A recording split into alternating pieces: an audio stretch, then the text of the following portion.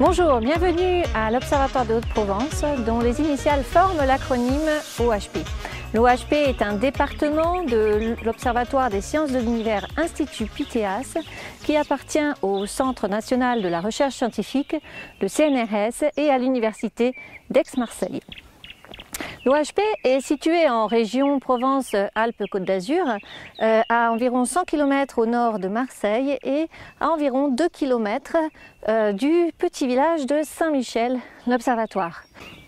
L'Observatoire de Haute-Provence est une plateforme d'accueil pour la recherche, l'observation et la formation qui s'appuie sur des équipements de haute technologie dans les domaines de l'astronomie depuis 1932, de la physique, de l'atmosphère depuis les années 1970 et dans le domaine de l'écologie depuis 2008. Les activités de l'OHP s'étendent donc du sol jusqu'à l'espace.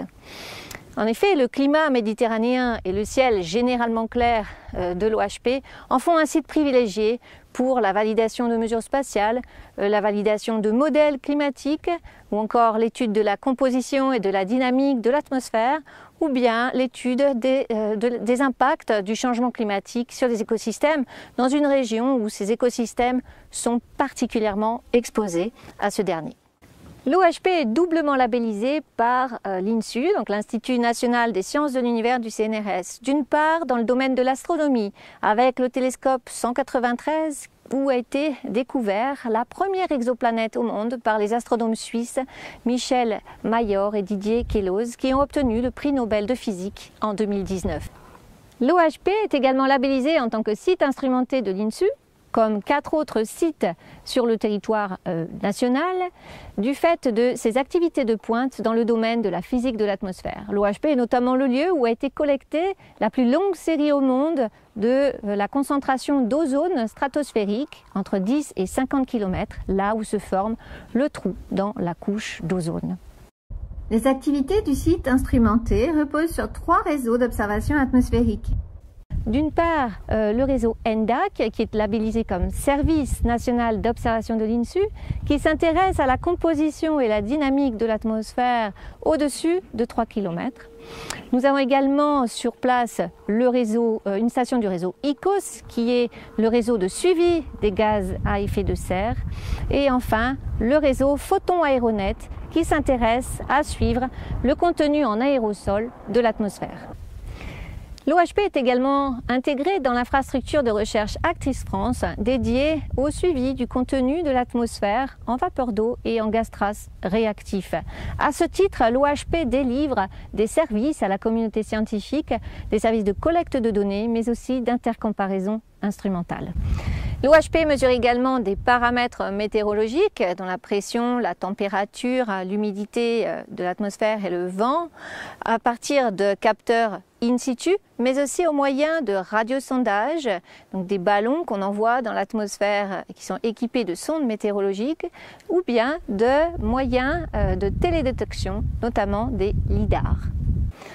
L'OHP héberge également depuis 2012 une station du réseau de mesure de l'Agence régionale de suivi de la qualité de l'air, Atmosud, pour suivre l'évolution de la concentration de polluants atmosphériques à proximité du sol, comme les aérosols et l'ozone, un composant qui est nocif à la santé des êtres vivants. L'OHP héberge également depuis 2008 un service d'observation de l'Institut national d'écologie et d'environnement, l'INE du CNRS. Ce service d'observation s'appelle l'O3HP. L'O3HP appartient également à l'infrastructure de recherche ANAE France. L'O3HP est dédié à étudier les impacts du changement climatique sur le chêne blanc pubescent. Le chêne blanc pubescent qui nous entoure ici est un arbre dominant l'écosystème forestier sur le site et dans la région.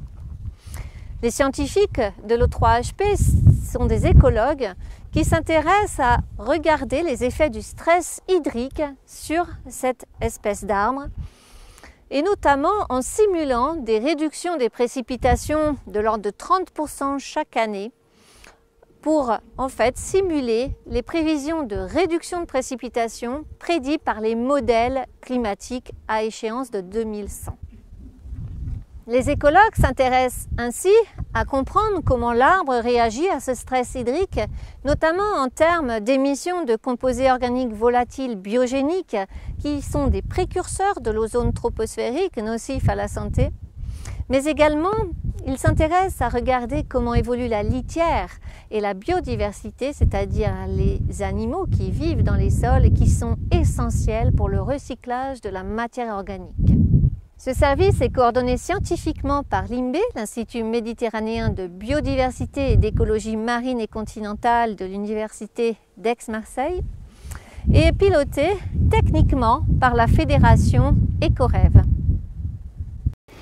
Enfin, l'OHP délivre également des services climatiques à la communauté nationale et internationale, en jouant notamment le rôle de plateforme de calibration pour la photométrie des aérosols, en mesurant le rayonnement solaire et lunaire qui arrive à la surface de la Terre pour environ 70 laboratoires chaque année.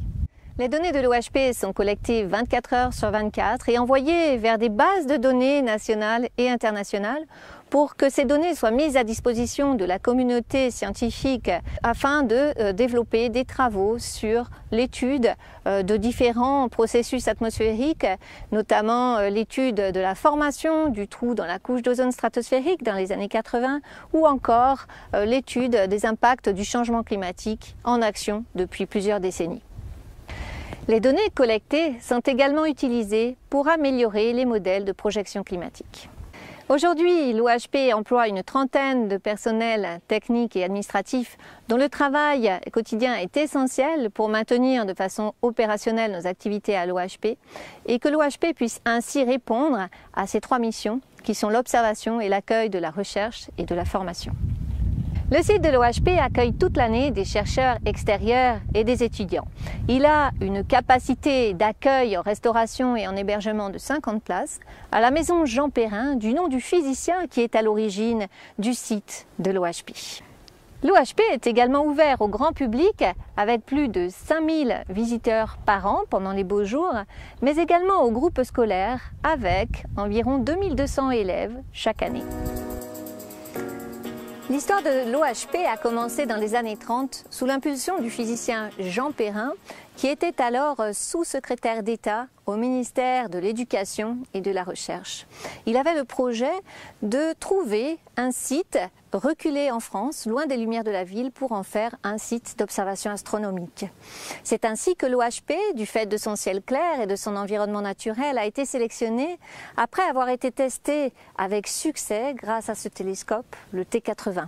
Le T80 s'appelle ainsi du fait de la taille du miroir principal dont le diamètre est de 80 cm. Ce télescope peut être réglé de façon manuelle et est donc très utilisé pour la formation d'étudiants. En 1943, l'installation d'un deuxième télescope fut démarrée sur le site de l'OHP, malgré les difficultés engendrées par la Deuxième Guerre mondiale. Il s'agit du T120, dont le diamètre du miroir principal mesure 120 cm. Ce télescope est surtout utilisé pour étudier le transit des exoplanètes et des objets comme les galaxies. En 1958, un troisième télescope, celui-ci de grande envergure, a été installé à l'OHP. Il s'agit du T193, du nom du diamètre de son miroir principal qui fait 1 mètre et 93 cm. Ce télescope a été le lieu de la découverte de la première exoplanète au monde par Didier Queloz et Michel Mayor, qui ont pour cela reçu le prix Nobel de physique en 2019. Ce télescope est aujourd'hui toujours utilisé pratiquement toutes les nuits de l'année par des chercheurs venant du monde entier pour travailler en particulier sur l'étude de la variabilité des exoplanètes. Enfin, en 1967, un quatrième télescope fut installé sur le site de l'OHP. Il s'agit du T152, dont le miroir principal mesure 1,52 m de diamètre. Ce télescope est principalement utilisé pour analyser les raies spectrales du milieu interstellaire. Les 4 télescopes de l'OHP sont complémentaires. Ils permettent de proposer aux chercheurs du monde entier d'observer différents types d'astres et également d'étudier la variabilité spatiale et temporelle de ces objets tout au long de l'année, 362 nuits par an.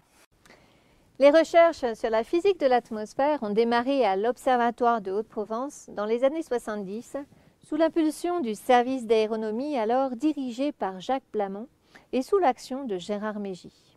À l'époque, la communauté scientifique s'inquiétait des impacts possibles des émissions de certains composés chimiques émis par les activités humaines, comme les chlorofluorocarbures utilisés dans les systèmes de réfrigération et de climatisation, qui pourraient impacter la couche d'ozone.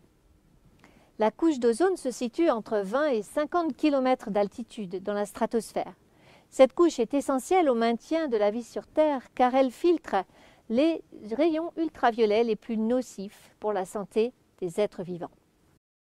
Ainsi, la station Gérard Mégy a été mise en place à la fin des années 1970 pour surveiller certains paramètres clés de la composition de l'atmosphère et notamment de la stratosphère, comme la teneur en eau, la température et la teneur en ozone de la stratosphère. La découverte du trou d'ozone entre 1983 et 1985 a poussé la communauté scientifique à s'organiser pour développer des réseaux d'observation permettant de surveiller l'ozone stratosphérique ainsi que les composés conduisant à sa destruction depuis le sol, ceci à l'échelle globale pour surveiller la variabilité temporelle et spatiale de ce composé. Ainsi, sous la coordination de Gérard Mégy, chercheur au service d'aéronomie, le réseau NDSC, Network Detection of Stratospheric Change, fut créé. Ce réseau est ensuite devenu le réseau NDAC, Network for the Detection of Atmospheric Composition Change, en 2006. Le laboratoire LATMOS, en région parisienne, en coordonne la branche française, qui s'appelle le SNO NDAC France, et qui inclut la station Gérard Mégy, à l'Observatoire de Haute-Provence, ainsi que la station du Maïdo à La Réunion et la station de Dumont-d'Urville en Antarctique. Le réseau NDAC France comprend également d'autres stations un peu moins équipées qu'on appelle des stations secondaires.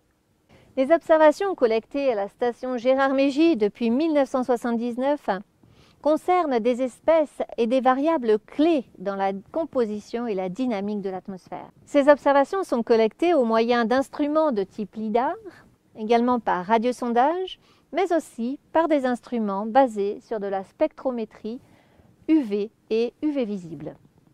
Ces données sont utilisées pour la validation de mesures spatiales, pour l'estimation des performances de modèles atmosphériques ou encore pour l'étude des échanges entre les différentes couches de l'atmosphère ou enfin pour détecter des changements dans les composantes de l'atmosphère sur le long terme.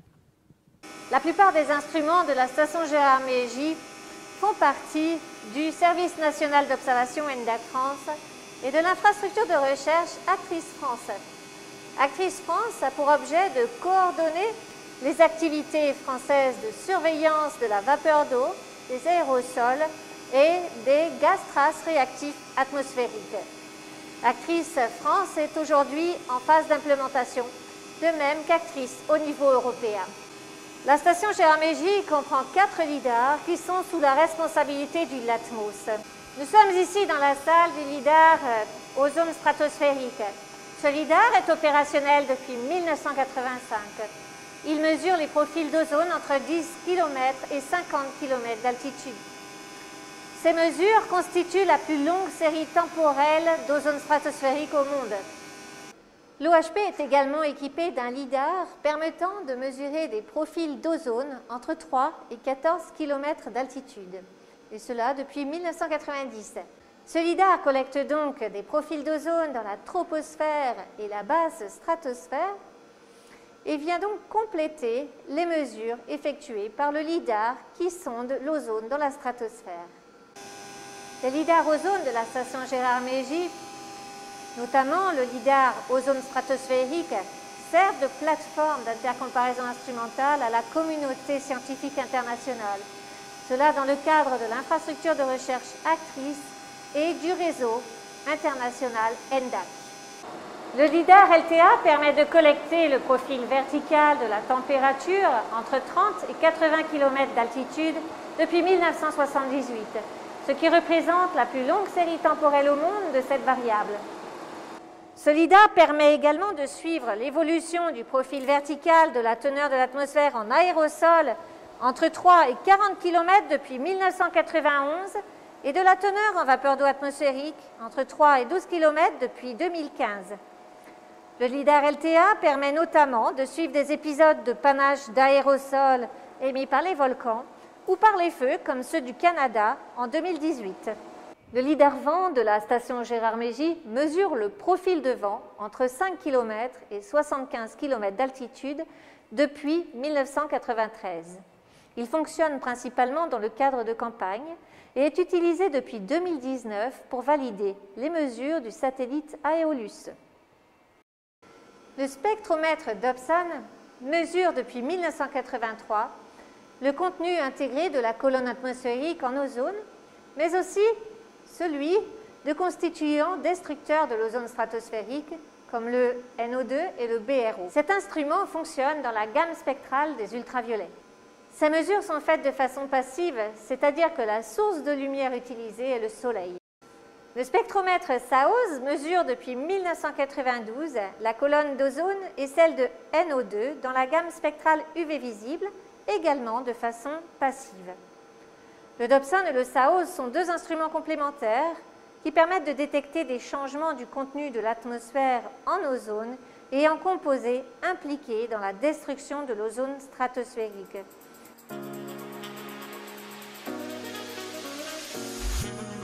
Le spectroradiomètre UV est opérationnel depuis 2009 et il enregistre le rayonnement UV qui arrive à la surface terrestre sur le site de l'OHP. La teneur en rayonnement UV impacte également la formation des polluants dans les basses couches de l'atmosphère. Cet instrument est sous la responsabilité scientifique du LOA, le laboratoire d'optique atmosphérique de Lille. Nous sommes ici devant la station du Service national d'observation ICOS France. Ce service appartient à l'Institut national des sciences de l'univers du CNRS et il est dédié au suivi des gaz à effet de serre atmosphériques sur le long terme. Cette station s'inscrit totalement dans le cadre du changement climatique. Elle est opérationnelle depuis 2014. Le climat est effectivement régulé par les gaz à effet de serre atmosphériques. Le problème du changement climatique est lié au fait que depuis l'ère pré-industrielle, les activités humaines produisent des gaz à effet de serre dans l'atmosphère. Dans ce contexte, évidemment, on peut s'inquiéter des impacts de ces gaz à effet de serre additionnels sur notre climat et sur son équilibre. Il est donc important de suivre, grâce à un réseau de mesures dédiées, l'évolution des gaz à effet de serre dans l'atmosphère sur le long terme. L'analyse de ces séries temporelles permet en effet de caractériser la variabilité spatio-temporelle de ces gaz aux échelles régionales à globales pour comprendre leurs impacts sur le cycle du carbone et le climat. Cette tour de 100 mètres de hauteur est équipée à 3 niveaux de capteurs météorologiques et de lignes de prélèvement qui permettent de mesurer en continu la concentration des principaux gaz à effet de serre anthropique, à savoir le dioxyde de carbone et le méthane, ainsi que le monoxyde de carbone comme traceur de combustion et la teneur de l'atmosphère en vapeur d'eau. Ces mesures sont faites par spectroscopie CRDS, une technique qui est basée sur un laser parcourant un chemin optique de plusieurs kilomètres dans une cavité à miroir ultra réfléchissant. La station ICOS de l'OHP appartient au Service national d'observation ICOS France, qui s'insère dans le réseau européen ICOS et dans un réseau international coordonné sous l'égide de l'Organisation mondiale de la météorologie. Les aérosols atmosphériques jouent un rôle important sur le climat et sur la qualité de l'air, mais malheureusement ce rôle reste encore très incertain. Il dépend pour beaucoup des propriétés physico-chimiques des aérosols et de leur répartition spatio-temporelle qui est aujourd'hui très mal connue.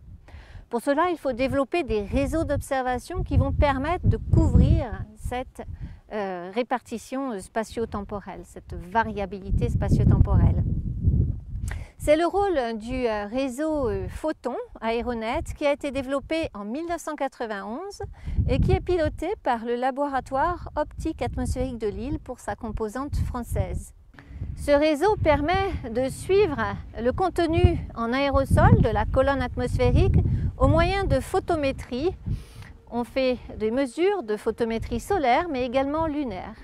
Ces mesures permettent notamment de mesurer l'épaisseur optique, c'est-à-dire la quantité de rayonnement qui est retenue par l'atmosphère avant d'arriver au sol. Cette épaisseur optique est un paramètre très important en termes de climat et également de qualité de l'air. Le SNO Photon Aéronet comprend également un réseau de lidars, dont le lidar Gaia de l'OHP. Ces lidars permettent d'enregistrer des profils verticaux des aérosols de 200 mètres de hauteur environ jusqu'à 12 km.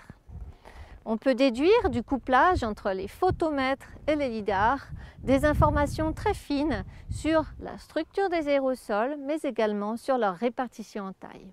Ainsi, on peut en déduire leurs propriétés physico-chimiques et de quelle manière ils interagissent avec la lumière, mais également de quelle manière ils impactent le climat et la qualité de l'air. L'OHP dispose, dans le cadre du SNO Photon Aéronet, d'un lidar qui permet de mesurer les profils verticaux des aérosols atmosphériques de 200 mètres de haut jusqu'à 12 km d'altitude. Ces profils verticaux permettent de renseigner sur la distribution verticale de la teneur en aérosol, mais aussi d'en tirer des informations sur les propriétés physico-chimiques des aérosols. On peut également détecter et étudier le transport de panache provenant de longues distances. Par exemple, nous avons vu ici des panaches d'aérosols provenant des feux californiens qui ont eu lieu en septembre 2020. Au-delà de son intérêt pour surveiller les aérosols atmosphériques dans la troposphère, ce lidar permet de mesurer la hauteur de la couche limite. Cette couche est très importante car c'est dans cette couche de l'atmosphère que sont intégrés les flux de surface et que en fait vont être modulées les concentrations des gaz à effet de serre et des polluants, mais aussi des aérosols que nous mesurons dans les premiers mètres à kilomètres de l'atmosphère. Enfin, l'OHP accueille la plateforme de calibration de Photon Aéronet. Tous les photomètres du réseau Aéronet peuvent être calibrés sur cette plateforme. Nous accueillons environ 70 utilisateurs par an qui nous remettent leur photomètre pour être calibrés selon les normes du réseau Photon Aéronet.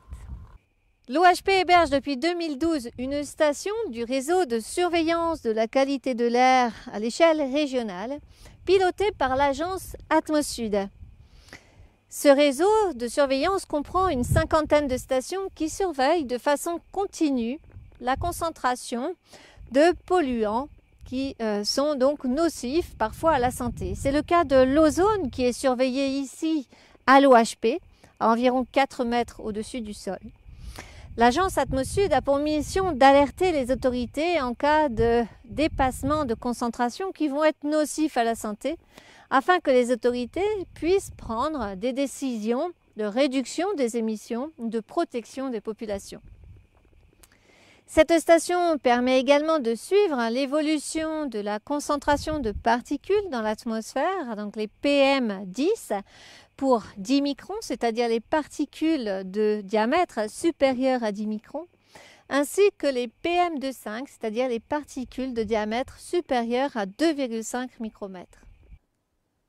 Les PM sont des aérosols en suspension qui sont également nocifs pour la santé et qui doivent être donc, comme l'ozone, surveillés de très près.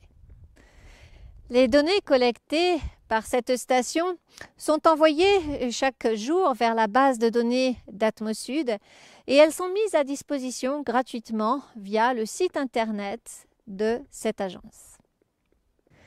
L'O3HP est l'observatoire du chêne blanc pubescent. Il est opérationnel depuis 2008 et est constitué de 4 éléments principaux. à savoir un ensemble de passerelles qui permet de circuler librement au niveau de la canopée et également au niveau du sol, sans abîmer la végétation ni les sols. Un ensemble de capteurs qui fournissent en temps réel l'état des conditions météorologiques et également des paramètres physiologiques, comme par exemple le flux de sève. Un système d'exclusion des pluies qui est constitué de bâches déroulantes permet de réduire d'environ 30% les précipitations et ainsi de mettre la végétation située sous ces bâches en situation de stress hydrique à hauteur de ce qui est prévu par les modèles climatiques à l'échéance de l'année 2100. Et enfin, une zone témoin de référence qui, par comparaison avec la zone d'exclusion des pluies, permet d'évaluer l'impact de ce stress hydrique sur le chêne blanc pubescent, mais aussi sur les sols, notamment en termes de biodiversité et de fonctionnement écophysiologique. Différentes thématiques scientifiques sont portées par l'O3HP, notamment sur le cycle du carbone en lien avec le SNO ICOS-PROS, mais également sur les émissions de composés organiques volatiles biogéniques et en lien avec la qualité de l'air et notamment le réseau d'Atmosud, ou enfin sur l'étude de la phénologie de la végétation.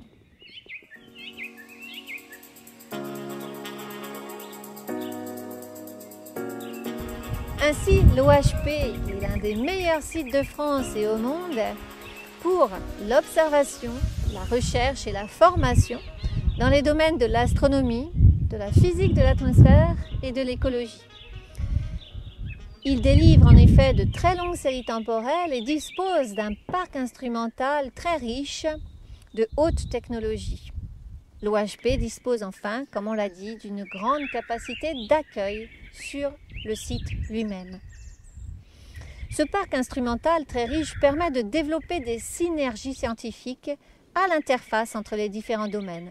Un très bel exemple de synergie est le projet ESA Atmoflex. L'Agence spatiale européenne va lancer en 2022 le satellite FLEX, qui mesurera la fluorescence de la végétation depuis l'espace. Et cette fluorescence sera utilisée comme indicateur de la photosynthèse de la végétation, c'est-à-dire pour estimer la capacité de la végétation à jouer son rôle de puits de carbone. Ces observations sont amenées à être collectées sur le long terme pour étudier la réponse de la végétation et sa capacité à stocker le carbone dans le cadre du changement climatique. À ces fins, il est nécessaire d'établir une station de calibration. Et c'est dans le cadre donc de ce projet Atmoflex que l'OHP collabore pour voir si ce site est capable de devenir un site de calibration du futur satellite FLEX.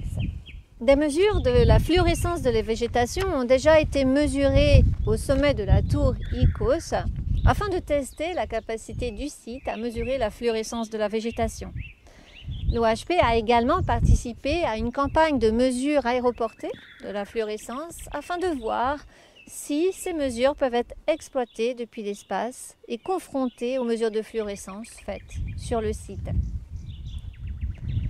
Plusieurs jeux de données collectés à l'O3HP ainsi que sur les SNO, ICOS, NDAC et Photon Aéronet à l'OHP vont être étudiés ensemble afin d'établir les corrections atmosphériques nécessaires à l'exploitation des mesures spatiales de fluorescence, mais également pour comprendre la réponse de la végétation en fonction des conditions environnementales.